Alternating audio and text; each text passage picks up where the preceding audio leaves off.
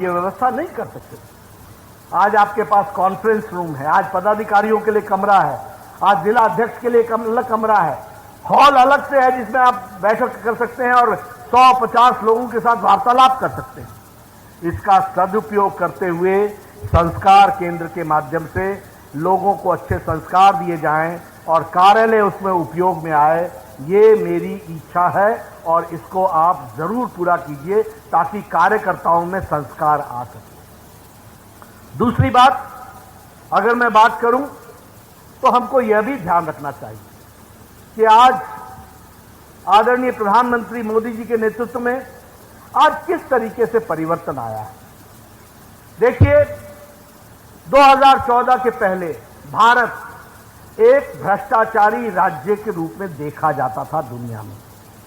Corrupt state, corrupt nation, घोटाले पे घोटाला, 2G, 3G, 4G,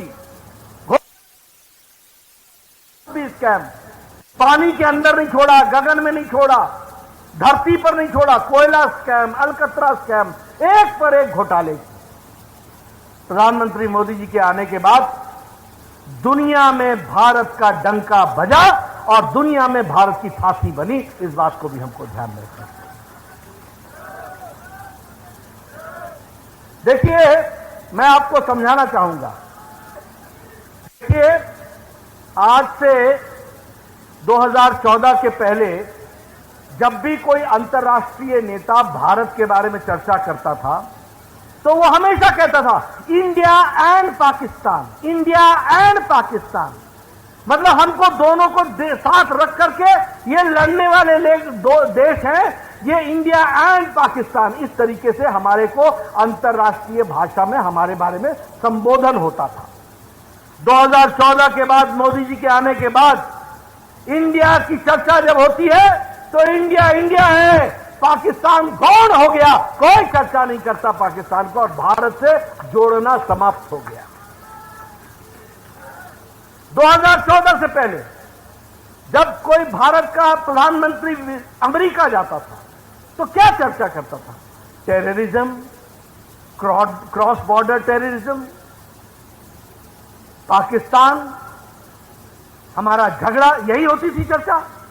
आज प्रधानमंत्री अमेरिका गए थे, अमेरिका में और भारत के रिश्ते ने नई ऊंचाइयां ली हैं और आज हमारे समझौते होते हैं तो स्पेस पर समझौता होता है, हमारा समझौता होता है तो क्रायोजेनिक इंजन पर समझौता होता है, हमारा समझौता होता है तो यहां FDI आए, फॉरेन डायरेक्ट इन्वेस्टमेंट आए, इस पर हमारा समझौता होता है, और हमको टेक्निकल सपोर्ट भी एक दूसरे को देने का समझौता होता है। कोई टेररिज्म की बात हम नहीं करते क्योंकि मोदी जी के नेतृत्व में देश को सुरक्षित रख करके चलाने की हमने सामर्थ्य पैदा कर ली है और हम भारत आगे बढ़ रहे हैं। इसको हमको समझना चाहिए।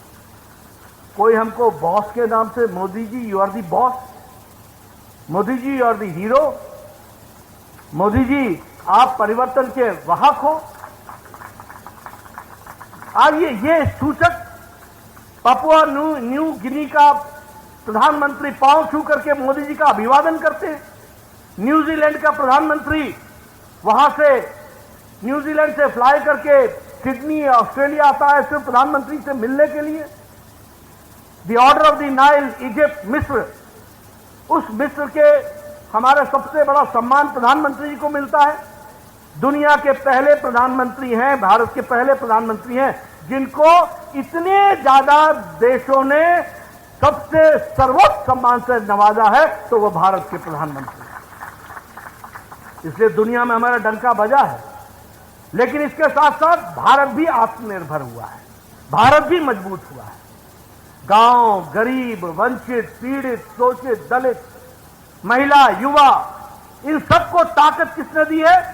तो हमारे केंद्र के मोदी जी की नीतियों ने ताकत दी। ये प्रधानमंत्री गरीब कल्याण अन्न योजना, ये अन्न योजना 80 करोड़ की जनता को भोजन के 2 वक्त की व्यवस्था करना, 5 किलो गेहूं या 5 किलो चावल या 1 किलो दाल देना, इसने भारत की गरीबी को 22% से घटा करके 10% से भी कम पर लाके खड़ी कर दी और अति गरीबी 1% से भी कम हो गई है। और हम नहीं बोल रहे हैं, ये इंटरनेशनल मॉनिटरी फंड बोल रहा है। मॉर्गन स्टैनली की रिपोर्ट बताती है कि भारत ही आर्थिक दृष्टि से एक उज्जवल बिंदु दिखता है जहां से उजाला होगा, और यही ब्राइट स्पॉट के रूप में देखा जा रहा है और सबसे मजबूत इकोनॉमी के रूप में भारत को देखा जा रहा है। आवास योजना, प्रधानमंत्री आवास योजना, प्रधानमंत्री किसान सम्मान निधि, प्रधानमंत्री जल जीवन मिशन। मैं जल जीवन मिशन में आगे भी बताऊंगा। हमारे गजेंद्र शेखावत जी जल जीवन मिशन में सबसे ज्यादा पैसा राजस्थान को दिया गया, और दुख के साथ बताना पड़ता है कि सबसे पुअर परफॉर्मेंस राजस्थान की है।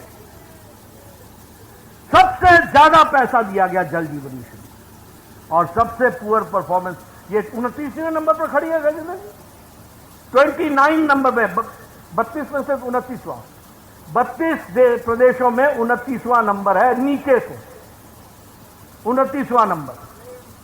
यह स्थिति आकर के खड़ी। इसलिए मित्रों, और मैं चाहूंगा आप सब लोग इन आंकड़ों को ध्यान में रखो, याद रखो, लोगों को बताओ।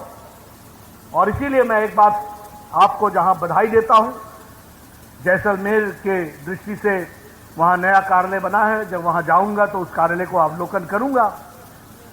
अगली बार तक आऊंगा तो बाड़मेर में भी कार्यालय बन जाएगा। वहां के सभी कार्यकर्ताओं को मेरी शुभकामनाएं और बधाई। लेकिन मैं एक बात आपसे कहना चाहता हूं कि अगर प्रधानमंत्री मोदी जी इतना कुछ राजस्थान के लिए कर रहे हैं, तो ये प्रदेश जो भ्रष्टाचार में आगे, ये प्रदेश जो रेप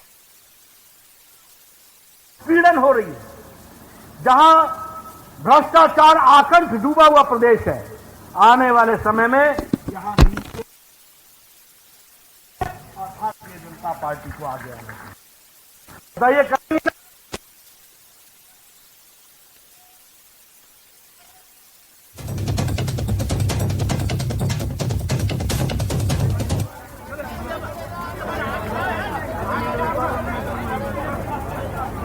निवेदन करूंगा राष्ट्रीय अध्यक्ष को रिपोर्ट देकर के और इस कार्यक्रम को संपादित करें।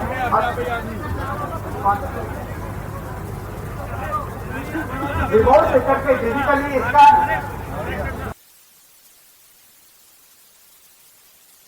तो भरतपुर के दौरे पर भारतीय जनता पार्टी के राष्ट्रीय अध्यक्ष जेपी नड्डा, और अपने संबोधन में जेपी नड्डा ने विपक्षियों पर जोरदार निशाना साधा। मंच की तस्वीरें, सीधी तस्वीरें आपकी टीवी स्क्रीन पर। अरुण सिंह के साथ जेपी नड्डा यहां पर मौजूद, और अब यहां